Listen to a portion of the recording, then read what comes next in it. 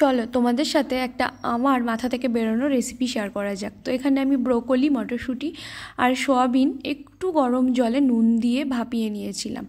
কত সুন্দর লাগছে কালারটা, দেখো ব্রোকলি না মানে জলে দিলেই, গরম জলে দিলে খুব সুন্দর একটা মানে সবুজ কালার হয়ে যায়, যেটা আমার ভীষণ ভালো লাগে। আর আমি এখানে নিয়েছি ধনেপাতা, পালং শাক আর থেতো করে নিয়েছি আদা রসুন, আর পেঁয়াজটা যেভাবে ওই দাই চিলি চিকেনে সেইভাবে কেটে নিয়েছিলাম।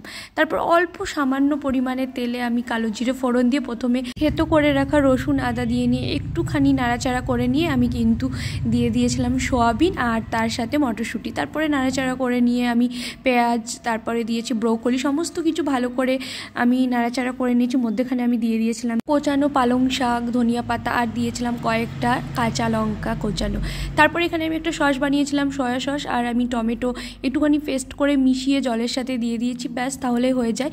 আর নামানোর আগে একটুখানি আমি কর্নফ্লাওয়ার গুলে দিয়েছিলাম, সেটা না ভিডিও করা হয়নি, তাহলেই কিন্তু আমাদের এই রেসিপিটা একদম হয়ে যায়।